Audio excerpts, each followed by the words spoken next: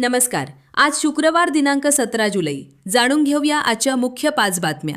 आपण ऐकत आहात मराठी अपडेट, समूहाचे दररोज सकाळी 7:30 वाजता प्रसारित होणारे Marathi update morning news podcast. प्रादेशिक हवामान शास्त्र केंद्र मुंबई यांनी दिलेल्या सूचनेनुसार नांदेड जिल्ह्यासाठी आज 17 व 18 जुलै रोजी येलो अलर्ट जारी करण्यात आला आहे. या दरम्यान जिल्ह्यात तुरळक ठिकाणी ताशी 30 ते 40 किमी वेगाने वादळी वारे वाहण्याची, विजेच्या कडकडाटासह हलका ते मध्यम स्वरूपाचा पाऊस पडण्याची अधिक शक्यता वर्तवण्यात आली आहे.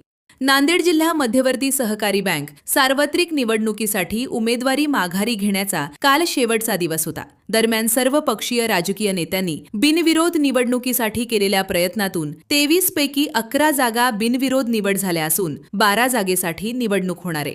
दरम्यान बिनविरोध निवडणुकीच्या प्रयत्नातून कंधार येथून प्रणिता देवरे चिखलीकर, लोहा येथून आमदार प्रताप पाटील चिखलीकर, नायगाव येथून श्रीनिवास चव्हाण, मुखेड येथून आमदार तुषार राठोड, किनवट येथून आमदार भीमराव केराम, उमरी येथून मारोतराव कवडे, बिलोली येथून मिनल पाटील खदगावकर, तर महिला गटातून सुशीलाताई हणमंतराव बेटमोगरेकर व पूनम राजेश पवार यांच्यासह ब गटातून शिवराम लुटे, तर क गटातून कैलास देशमुख गोरठेकर आदी 11 जणांची जिल्हा मध्यवर्ती सहकारी बँकेच्या संचालकपदी बिनविरोध निवड झालीय. शरद पवार हे देशातील मोठे नेते असून ते एनडीए सोबत येणार असतील तर त्यांचे स्वागत केले जाईल. ते यापूर्वीच सोबत आले असते तर राष्ट्रपती पदासाठी त्यांच्या नावाचा विचार झाला असता, असा दावा केंद्रीय राज्यमंत्री रामदास आठवले यांनी केलाय. ते काल नांदेड दौऱ्यावर आले असता पत्रकार परिषदेत बोलत होते.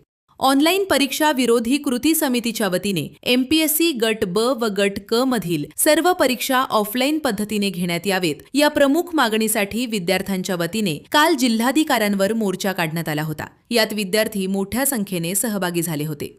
महाराष्ट्र राज्यात SIR कार्यक्रमासाठी मुदतवाढ मिळाल्याचा चुकीचा संदेश समाज माध्यमांवर प्रसारित होत असून अंतिम मुदत 29 जुलैच असल्याचे स्पष्ट करत अफवांवर विश्वास ठेवू नये असे आवाहन जिल्हाधिकारी राहुल कर्डिले यांनी केले. दररोज सकाळी 7:30 वाजता Marathi update morning news podcast ऐकण्यासाठी मराठी अपडेट पॉडकास्ट YouTube चॅनलला सबस्क्राईब करा. धन्यवाद.